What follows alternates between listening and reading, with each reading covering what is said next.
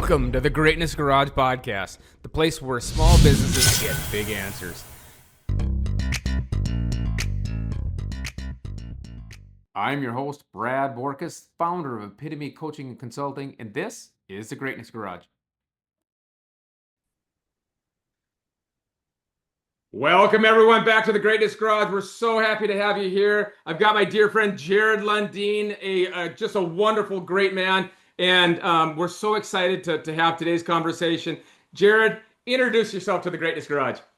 Hey, I appreciate that, Bradley. You know, I've always called you Brad, and I seen your name somewhere. It said Bradley, and I'm like, it's a softer version of you. So happy to be here. Always love connecting again with you, Brad. You're always just fun to be around, or Bradley. But yeah, no, I'm a kind of like a third generation business person. My grandfather was in business, my dad was in business, and here I am in business. And so it's kind of in my pedigree. There's farmers, ranchers, people that I'm around all the time that are, you know, multi-generational. And I just think that we're destined to be in business, you know.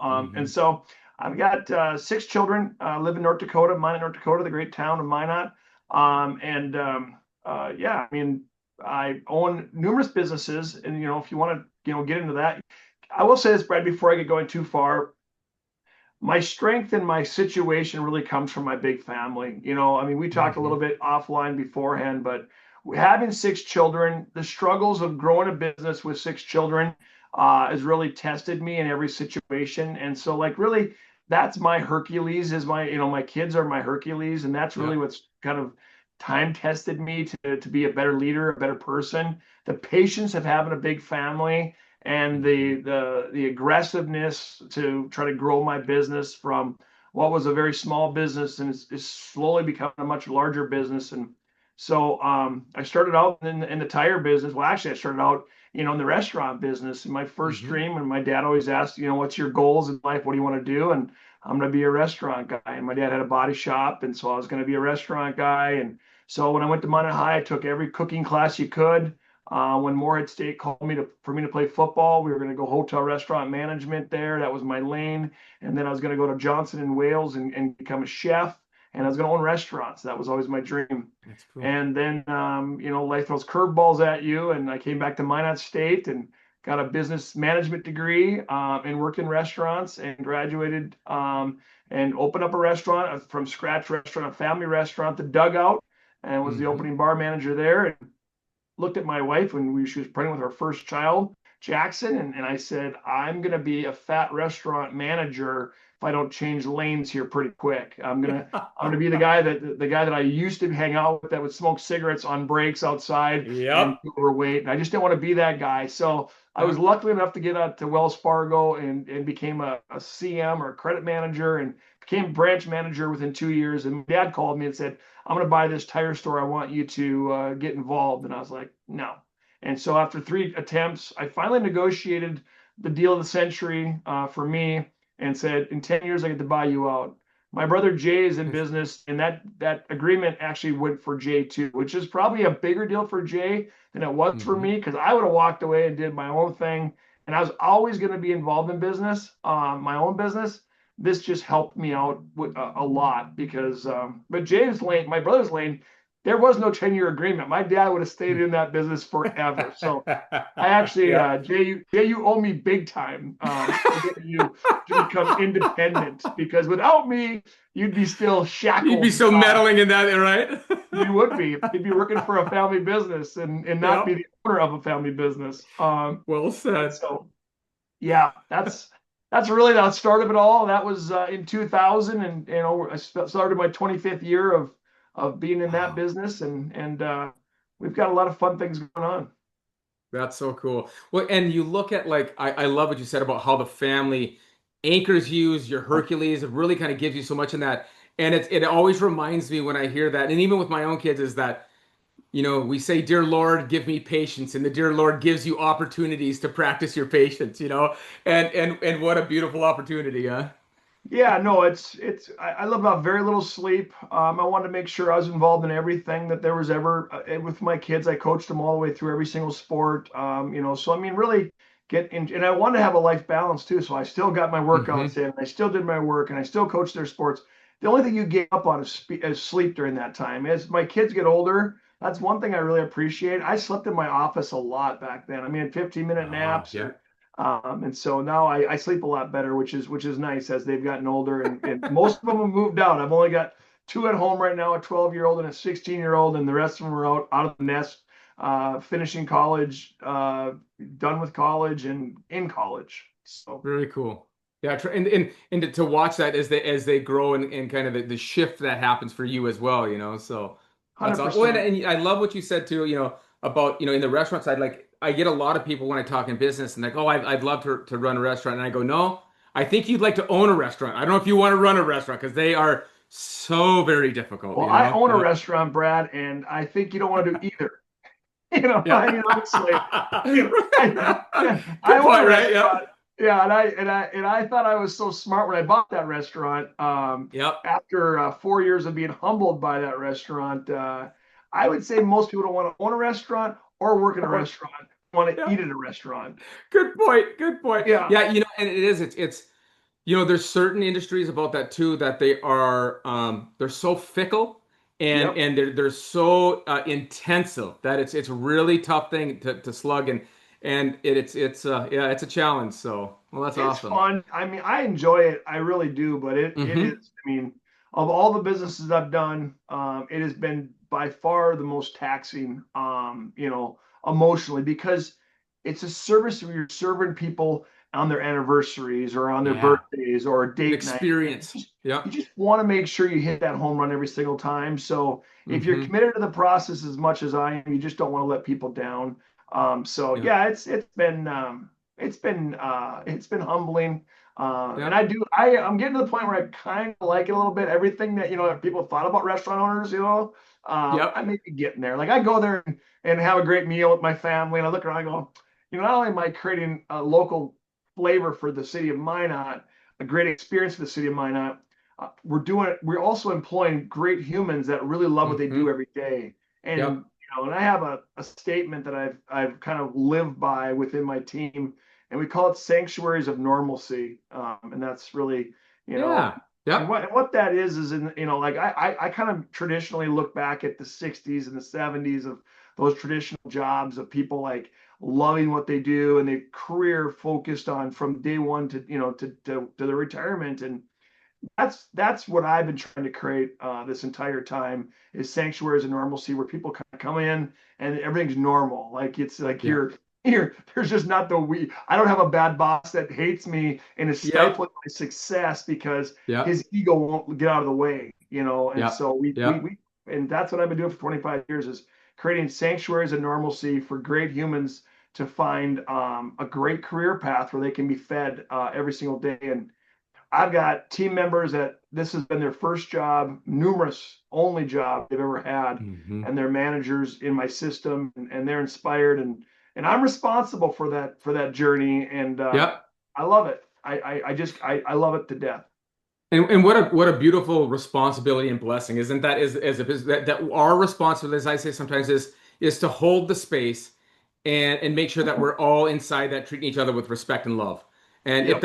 if we can do that, then people can grow as they need to grow and move as they need to move, right? So Yes. Yeah. No. that's It's awesome. and as we expand and create more opportunities, they can shift gears and find a different lane. If they're hey, I love where I'm at now, but in 10 years they've grown out that we want to create a big enough organization where they can shift and go somewhere else. But Yep. as long as I'm alive and breathing, it's always going to be a sanctuary of normalcy where people are treated with like a lot of respect and they're just inspired to come to work because we're serving people every day. And in a world Yep. where you can get your underwear at your front door and your hamburger at your front door, I'm in businesses where we actually touch people every day, and we love Every that Yep, yep, yep. And people that appreciate that ability versus that job of having to get to correct. deal with people, right? Yep, yep. So Because why yes. did it be early? Because Yep. well, you got to be early Yep. because the customer expects you to be early on time. Why do I wear my uniform? Yep. Yep. Because there's people that are looking at you every day, and we have an expectation here. Yep. So Yep. And it just, you know, when you look at that too, I always, when I see that, I always appreciate what Disney does. That like that to create that such it's such a high expense that it's got to be such a high deliverable that it's got to be. So it's kind of really impressive to watch that, isn't it? You know, so Well, Disney is a high expense. I that's went what I'm there saying. like That's a 3 years massive ago. expense, right? Yeah, Wow.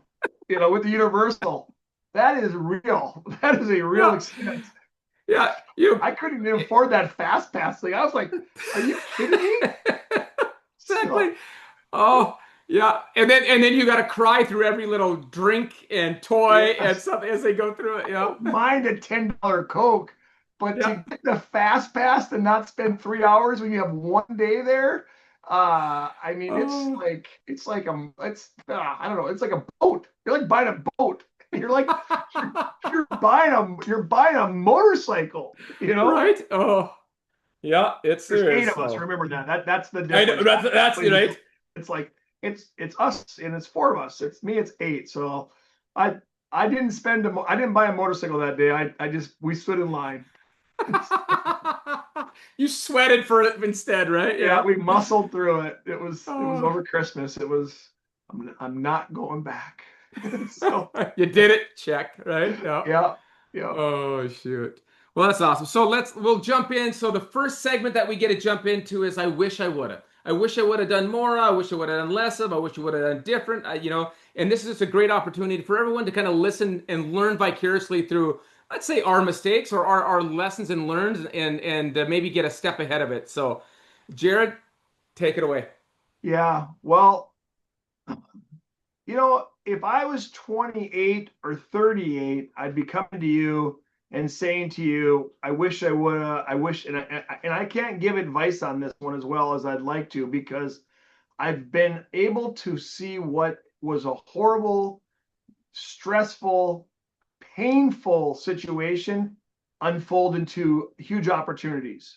And I Mm-hmm. sat Mm-hmm. and honestly, you asked me this question and I queued on it a little bit, and I couldn't come back to anything that I would change really in my situation. I mean, I'll give you some examples of situations where I was just naive, Mm-hmm. egocentric, bullish, blah blah blah. And one of them was I bought a piece of real estate.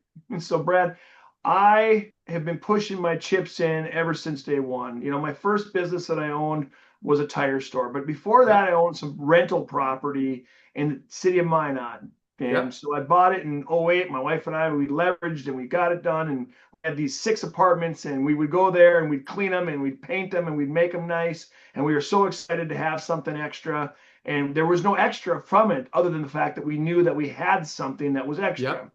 And Yep. so, and then I got the opportunity in 2010 to buy my dad out, and I bought this business, and this business just happened to go through a flood. And so that would be a great thing. But for me, my properties got decimated in that flood. They got Mm-hmm. destroyed. I did not buy flood insurance. And so I had to spend $50,000 to destroy those properties. And I sat there and making a payment every month to the mortgage on this land that I owned in the city Oh. of Minot. And then in my business in 2010, I had been working for 10 years to make this time so great for me. I was so Mm-hmm. excited for like I'm gonna own my own business. I'm own my own business. So I personally I saved money and I wasn't paid a lot, working for my dad. I was paid a fair salary at the end, but it wasn't enough to have any extra cash. And I walked into this business with large payables, large inventory fluctuations, cash short. And you'd think like an oil boom, and you'd think the flood was good for us. Well, half the city got flooded out. Uh, Labor was a huge problem. So pain on that side. And then I got this property that's flooded. So fast forward to 2015, the city of Minot bought those properties out, and they bought them out at full, like as if the property was there as part of the oh deal. wow. Yeah, so I Okay. get this windfall of cash. So I'm going to build a brand new location in North Bismarck. It's my second location I'm going to own. I'm so excited. I push all in, and it just so happens I'm working through SBA, and I got this huge building getting built that I'm completely leveraged to the tilt on. And there's a covenants on the property Oh that no. says it cannot be commercial. 3 days before closing, I've got the construction company. I've signed all the paperwork. The steel building is there. The construction team has started to mobilize. It's the fall year. I'm pushing. We're going to close. Don't worry. We're going to close. And we have to stop the progression. And from that point on, I I went forward and I had to stop thing. Luckily, the construction company said, "Hey, we're not going to charge you right now. We're just going to you just pay the interest every month on this amount, and we're going to be fine."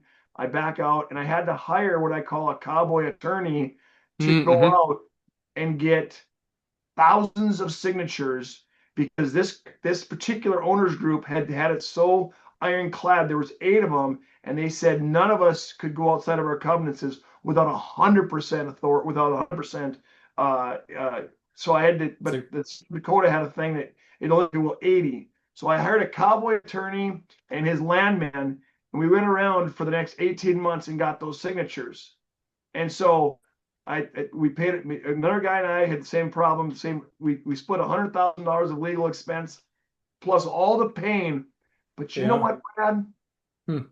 To opening that store in 2019 versus 2017 saved me so much pain because I learned so much in that 2 years that Mm. was God's way of saying to me, "You're not ready." At the Yep. time, I was stressed out, thrown up, not sleeping, and that was the "you're not ready." I was over leveraged. That would have been a disaster. I probably Yeah. would have failed, and that was just me being prideful. My second example of that is when I bought the South Bismarck store from my father. I was so egocentric. He gave me 40 days to figure out the loan closing on this deal. And I was like, "You're not going to show me. You got me 40 days. I'll get it done." I didn't do any due diligence thinking that I didn't have to. And my dad, in his wisdom or his shysterness, left me with all the accounts payable, not paid. It wasn't in the purchase agreement. So I walked in from a business that was run really poorly, that I was no longer part of, and I'm buying this other tire store, and I had $100,000+ of payables due January 20th when I bought it January 1st.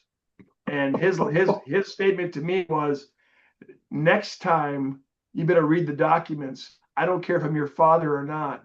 We negotiated our way out of that deal. Yeah. Guess what? I read the documents now. Well, I was just gonna say you remembered it, right? And to Yeah. this day, everything I sign, I go, "Oh, Hmm. I remember that one time." And there's nothing more personal than your father doing something like that to you. And if you're not a business person, you take that personally, like, how could you? Right. Yeah. But if you come from the lane that I come from, business has never been personal. It's just Yeah. not built that way. There's relationships within the business that are personal, and we sure hope those flourish and are awesome. But if you are not aware that business isn't personal, then you're probably in the wrong lane, and you probably should go to Yeah. something else.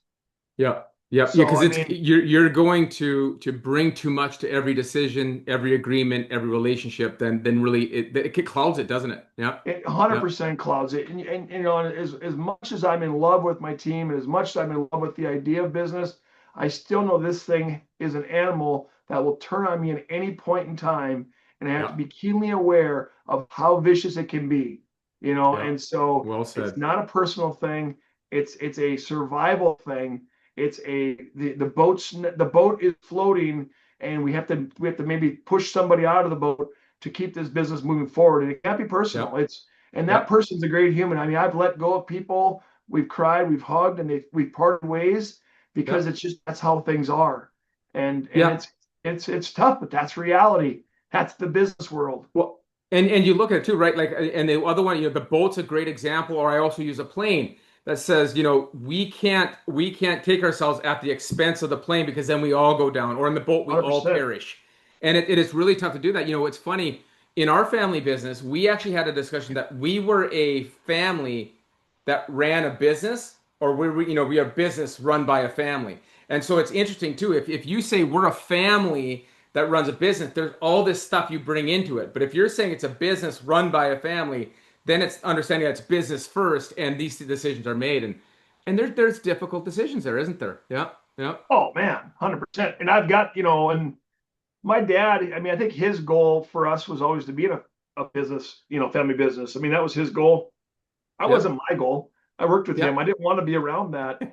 That's not yeah, who I am. I mean, a lot yeah, of what's driven me and put that the bit in my mouth has been kind of a rage against the machine mentality of I grew up in a family business Yeah. where it was like we're going to browbeat people to get them to come along with us. And I'm like, there's got to be another way, and it's more intentional, and it takes a lot longer. And that's really where we're at now. We are on fire with this because it's actually working. It takes 25 years. You can't build Hmm. that culture in a vacuum in a day or a week or a month. No. You've got to build it over the course of time, and it's tested all the time. And so I love the fact that no offense, but I was in a mixed environment, but mostly was done by fear, Yep. never done Yep. by greater understanding. You know what, and it's great. There's a, and I like you say kind of the raging against the machine, and really I think there's this part is the blessings that are the lessons of our fathers, mothers and fathers, but that comes before us. And it's interesting is I created the alignment method, and the alignment method is really based on very clear communication of the expectations. Because I also remember that my dad would say sometimes, like, "Oh, watch, they're going to make this mistake." And I always thought, well, why wouldn't we stop them and tell them and educate Correct. them before they did it? But there was this part that said you're going to learn from the mistake and you're going to learn from the pain. And it unfortunately it's there's just a generational learning of that. And it's really interesting as I go through and work with people on their stories of origin and why do we react this way. And it's interesting, like you said, some will attract towards that style, and some will, like us, will repel from it. And it's interesting, like my parents always set their clocks 15 minutes fast, yet they were still always late. And it's funny that myself, I am like I cannot be late. Like for me, being late is really difficult for me to deal with. But my other brothers have a different relationship with time than I do, and so we saw the same experience but reacted to it differently. And so it's kind of funny that you see how everyone goes through it and experiences it, and those lessons that come from it. But yeah, it's what a blessing, right? To have that experience to say, it's really important to know what we want, but really important to know what we don't want as well, right? Correct. And Brad, where are you Yeah. at in the hierarchy? There's three boys in your family, right? Were you the oldest? I'm in the middle. I'm in the middle, and and that really, yeah. And so that it's interesting as I came back to the family business, we had some really difficult discussions in that structure as I stepped into the role that I had, and we had to make the Yeah. business go, and really had to find out and really strip the birth order from it, strip the family from it, and say where do we each serve and thrive best. And so my brother went from a kind of an operations director of operations position to a sales position. My older brother to a sales position, and flourished. I mean, he is an amazing, right? And Yeah. he was struggling over in this area because it's just the way that dealing with people sometimes is difficult. And so he just on the sales side, he did an amazing, wonderful job. And so finding where we can thrive and being able to strip that family away from it, even though we love each other as a family, but stripping that judgment and kind of obligatory Ego. status that goes with it. Exactly. Exactly. Right. Yep. Yeah. Yep. If you can clean one thing up, and it's none of us are there, but is you can wash your ego every day. I think you're in a way better spot. I mean, Yep. people always want advice. I'm like, wash your ego. Just wash your Yep. ego, and then you'll see the world a lot clearer. And Yep. so as a And I crazy think that Christian, in the that's the one honoring thing. of that, go ahead, say again. Oh God, no, you're good. Yeah. So as Go they, but as badly. they say, so as they say that too, that wash and remind, like there's a saying that Zig Ziglar used to say, somebody told him one time, like motivation doesn't work, and he goes, like showering, we recommend it daily, and the same thing with washing your ego, it's gonna come up. It's the ego is simply the way we see ourselves, and so allowing yourselves to recalibrate, recenter, realign it towards a core center, your faith, your values, recentering it and understanding that the ego can simply be a representation, doesn't have to be a pole or a driver in that space, right? So, Love it. yeah, that's all. So as we go on, and I think too, in that wish I would have, I think I hear this. I wish I would have listened to God's message a little closer earlier on. But like, I'm so glad that you said it in that way because it reminds us to look for to understand that the phrase "this too shall pass," Yep. and there's a reason for the season, and really being able to believe in that and have faith in that, that God has a good plan for us. And I love that lesson, just kind of saying, "Yep, check it in," right? Well, the thing about it is a lot of young people nowadays, and I don't know who, is all listening to you, and if I had any message, I don't have a good message because like how do you pick when you look back in your, like I wake up every single day blessed. Like I mean, I'm an Hmm. American. Like that's the first blessing. Like you Yep. can't hurt me. I'm an American first of all. Yep. If I've got the opportunity to own a business and I fail, wow, I'm not you're not crying for me. Yep. Like, are you kidding me? There's Yep. Americans that are, in food lines or whatever it is. And if you have Yep. enough talent and ability to open up a business, well, then you shouldn't. I'm not going to feel bad for you. So those two things right there, in Yep. my experience, if you're engaged in business and you're feeling pain or you're not getting where you want to get to, well, I would definitely look in the mirror. And I think one of the things that I look at all the time is, are you really right for what you're doing? Are you really in the Yep. right lane? And and, Yep. and, and only time will tell, but I'm in the lane of getting my butt kicked over and over and over. I run retail businesses. Like, and Yep. today I compete with Amazon, Sam's Club, Costco every single day. And guess what? I whoop their Yep. ass. I'm You know why? exactly. Because I understand my people, my product, and my position in the market. And Yep. if you don't understand those three things at a very high level and are not in a position to actually win those wars, and you're over here whining because you can't get it done, well, maybe you should reflect on if you're in the right lane or not, because And maybe I you're in the wrong lane. absolutely right. And there's again, watch that eagle. Correct. That you may see that this is, and it's interesting as you look at it, when we sold our distribution business, our business was doing well, but we saw the movement of the market to, the company that we sold out to was 750, 800 million at the time, is now well over a billion, couple $1 billion. And so like that, we just didn't have the space to continue that journey. And it's Correct. okay. That's This was the end of that that's season, and fine. that's the time. Yep, and so we went on, and we get to do our next blessing that we get to do. So, yep, I love it. Yeah, I'm gonna pop a fresca. I Yeah, like it.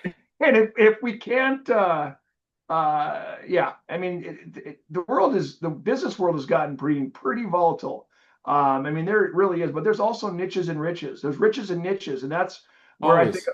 Yep. I think that that's the greatest thing going on right now in business in America is there's a lot of niches out there where there can be a lot of success, and people Yep. can taste those, and they're super successful. I Yep. happen to be in a fact that we're in a growth mode, and I've got kids that are getting to the point where they're going to be fit. My deal with my kids is 2 to 3 years, go work for someone else after they graduate from Yes. college. And so Yep. my oldest son Jackson came back recently, but of the five that'll probably move on to, I think they all five want to maybe come back now. They're interested in what I got going on. So, hey, What a get a cool hold of me thing. in like 6 years, and I'll tell you about that rodeo. Yeah, right. That'll be a next one. I love that one. So, Yeah. oh, that's awesome. All right, so as we transition to the next one, I love this one. It's like you aren't going to believe this, right? And I'm sure as in retail, the number of stories of stuff of people showing up, leaving, deals going upside. Even this one you mentioned already. All right, I'm ready to hear this. You aren't going to believe this. Let me hear what you got. All right. Well, to be honest with you, you're not going to believe it. Is honestly what I was really honestly, Brad, originally was my dad and that whole Bismarck purchase. Hmm. But I mean, in my industry, there's a ton of you're not going to believe this moments, um, and most of them are actually pretty darn good. Yep. I mean, we're on the path to grow. Yeah, I mean, I don't have a strong that business thing with my dad is the one that kind of sticks in my is like can you believe that your dad would uh, Yep. leave payables out of the purchase agreement intentionally to teach you a lesson? Yep. Can you imagine that situation? Who would ever thought that was going to be the case? That Yep. your own father would change or alter the purchase agreement or just not put it in the purchase agreement that the Yep. payables had to be paid before the day you acquire the business. So Well, and you look at this stuff and the lessons that come from like too, like you said, reading through. but also too, you know, who do you let write the agreement? Right? Like, do you let them start with it, or do you get first draft and cut it and say, hey, here's the, like, what does I it look didn't like, right? care. For me, it was Yep. just about owning the business because Yep. I wanted to be out of Minot and in Bismarck with two locations. My goal was always to grow it. Bismarck, of course, is the capital city, of North Dakota, and I wanted to get in that Yep. market as bad as I could. I wanted to own that store so I could, steer the direction of that business. So I was so blinded by that I didn't take the time to just slow down and actually look at Yeah. things. And the other thing about that is, believe this one once, Brad. I mean, my dad opened a restaurant post retirement, in Minot from Hmm. scratch. I mean, in today's day and age, and he went through COVID, and I was kind of like mentoring him and working with him on that restaurant. So during COVID, I was helping him trying to find a manager, and he starts his business from scratch. Then I bought the darn thing. You know, could you believe that one? So of course I read the agreement that time, but I There you mean, go. he's got this great sauce business that he created all these sauces from scratch. And Hmm. you had them before, Brad? Have you ever tried the Bones barbecue Yes, I sauce? have. Yes. Okay. Yep. And I think it's fantastic. And so like initially I was like, I'm gonna buy it and I'm gonna market the sauce. And I'll probably say that we are in every grocery store in North Dakota now with that sauce. Very Um, cool. we're working on all kinds of cool initiatives with the state of North Dakota on building it to be Hmm. the number one barbecue sauce in North Dakota, hands down. That's my goal, and I've Yep. got about 16 months left to finish it. But could you believe that, that little business from the same guy was started off at just a little small, traveling truck is now a big business that we're looking to hopefully grow more locations with it. I mean, That's who would awesome. have thought, and I can't believe Well, I'm in the and it's restaurant the business. beautiful the power of like when you look at your dad too, and like and the lesson that like the other lessons that came from, but that that entrepreneurial spirit that's there that just says, well, of course I'll just create a business myself. Like, and to other people it's like you create a business, like to them it's so foreign, and us being the blessing of growing up in that is like, yeah, of course you would start your own, yeah, right, 66 yeah, years old. He's that's awesome. 76 now, and he's been in the hospital. He was in intensive care, took my ambulance, all these things in the last couple of weeks here, and he's getting healthy. And every day he gets to the restaurant, he's no longer the owner. He gets the restaurant's food and calls me and gives me a critique of how the food is. That's awesome. Yeah, well, awesome for you to listen to the story. I got to I know that's listen what I was to it. gonna Yeah, I gotta listen to it. I gotta listen to him say the ribs are dry. They're not doing this and that this and God.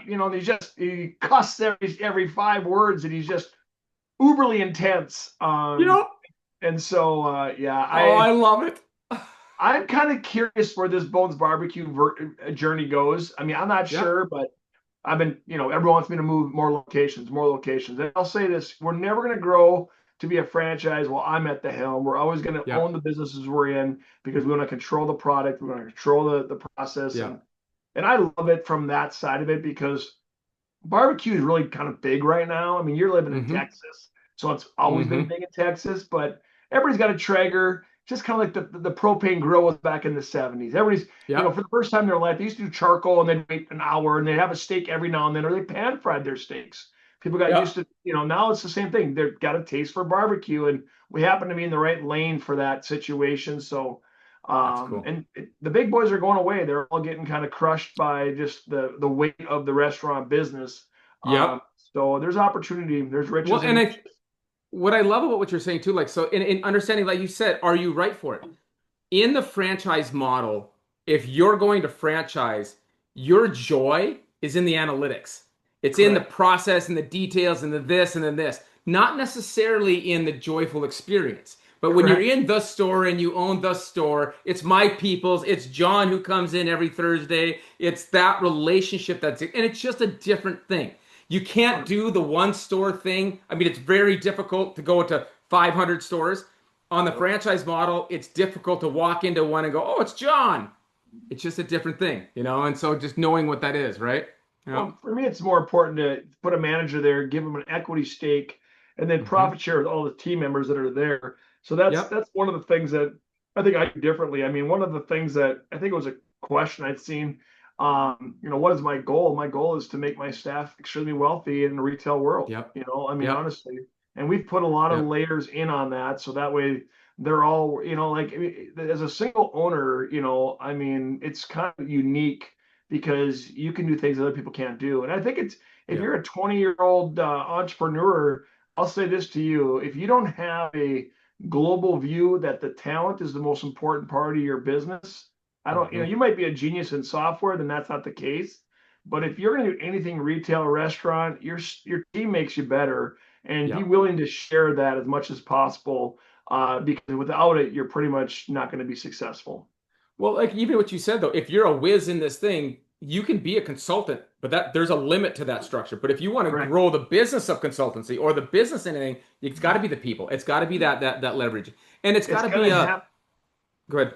it's going to have some type of profit sharing mechanism in there Yep. because people are too wise. Good talent's going to go somewhere else because Yep. they're going to be like there's opportunity out there. I mean, our population's aging. There's a huge the baby boom thing is real, and talent is an Hmm. issue right now. And so Yep.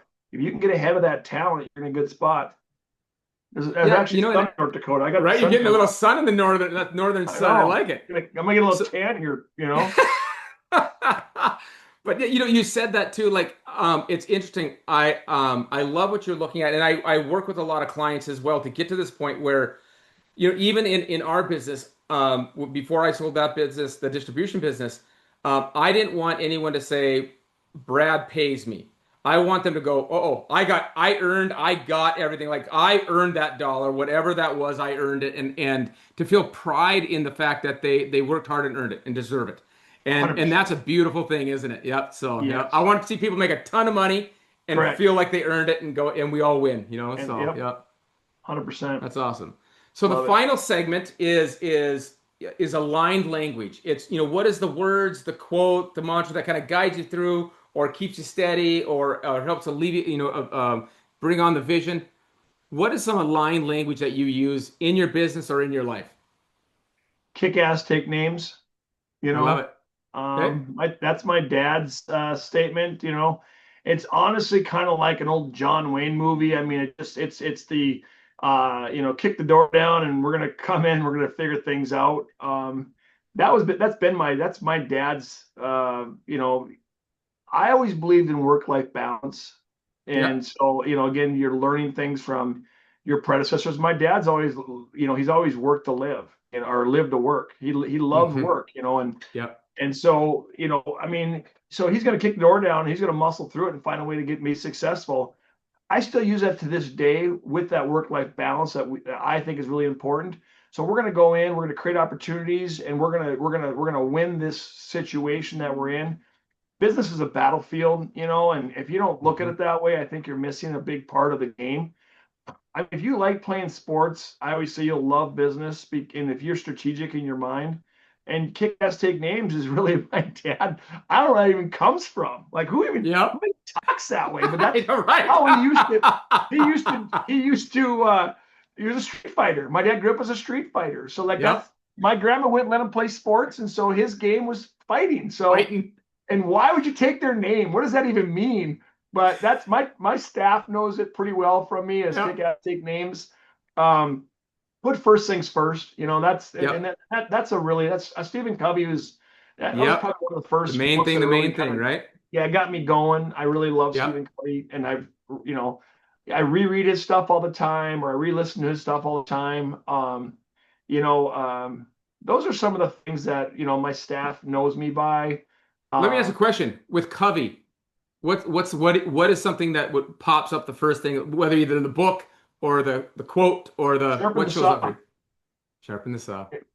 I Yeah. mean, first things first, sharpen the saw. His seven habits. I mean, really, I mean, when you read that Hmm. book, and as a Christian man, and I know Stephen was a Christian person too. Yep. I really think he found that perfect balance of like professionalism and science and business, or Yep. just life. I'm a huge fan of Stephen Covey. I mean, honestly, been through a couple of his books, but I reread Seven Habits all the time. Hmm. Choose your attitude. But I mean that's one thing that I wake up every day. I mean I've tried to master not being controlled by my environment and letting me control my environment. Yep. So I've always, I choose my attitude. I mean, I've got a whole list of things in my drawer over here that when I was in my 20s and 30s, I'd kind of mill over. As I've gotten older, I think those things are just part of my root system. And so I don't Hmm. have to go back to them as often. A really cool book I just read recently, which is really good for us if you're 45 to 50, 60 is From Strength to Strength. Oh, Arthur very good. Brooks. Yes. Yeah, I Hmm. love it. That's changed my mindset on a lot of things. But yeah, kick ass, take names, Brad. Well, you know what I love about it too is I'm hearing is everybody looking like there's perspective and it's the way you hear certain things. Like there's a really cool one. So there's a book called The Four Agreements by Miguel. I think it's Miguel's last name, I think. But anyway, one of them is do your best. One of the four agreements is do your best. And I tell people you can either use that as an excuse or a calling. And so there's perspective that exists in that. And so it's funny that your dad, kick ass and take names, meant it's gonna be a fight. And but I hear in yours is always look for the opportunity. Like go in with positive and opportunity and go fight it, go get it, go energy. And so it's interesting, the same phrase with a different bit of shade to it. But and I like the fact that because there's a thing like when I work with clients too, when I first start with them, the first thing I'm going to do is accentuate their positive versus the mitigation of their negatives. Hmm. Because this takes a lot of time and grind. This has a quicker upside. And so as Hmm. you come in, and a lot of times the upside will float and cover a lot of those, those bad things. Like it, and you might have a bad location for your business, but you just give such service and love to the customers. Doesn't matter where you're located, right? And so it Correct. offsets that. And so I hear that from you is a way that comes in with a really beautiful, optimistic energy that says, "Let's go kick ass." And I like that. And and take names is more of a caretaking thing than it is a gotcha. That's right. Yeah, good. I love that. I've never thought of it that way, but you're 100% right. Just by listening to me, you kind of pulled out those two conversations because my dad would muscle through it, and for me, it was Yep. more scientific, strategic. SWOT analysis or looking at the people, looking at the product, and trying to figure a way to do the same thing, but more on the side. Yep. Yep. Yep. And it beautifully like the different approaches we have, the silent strength versus the bombastic and each one and each one attracts a different space. And so there's can be people, it's interesting when I have clients through create hiring processes through their core values. So what are the questions that you're going to ask in your hiring process? Who is the person you're looking? Because if you hire someone who is talent rich but value alignment poor, they're going to have a great start and they're going to be deep into your business and they're going to be a bomb that goes off. Correct. And if you can stop, and they always just say, how do you get a-holes out of your business? You don't let them in. And so the Correct. better that front door is, the more that it creates that. And so it's understanding who you are. So then you can let in the right people that let that person in, right? So You. yeah. Yeah, it's awesome.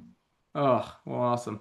That's Well, good. Jared, I want to thank you so much for the blessing that you gave us today, in the wisdom, in the insight, in the stories, in the laughs. I appreciate you so very much, and I appreciate your time. Oh, absolutely, Brad. Thanks for asking me, and it's really good to connect. And thanks for doing this. It's always fun to hear stories, and I was milling through your stories, and it's just always good to hear because we're all kind of on an island. I mean, if you're Yep. if you're in business and you can't really talk to anybody, and you can't, it's just good to always be digging for perspective. So I appreciate you doing this. Isn't it a thing? It's a blessing. It's a blessing and a calling for me too. Like it is. We don't get that enough time to share, and that's why the Greatness Garage exists. So Good. awesome.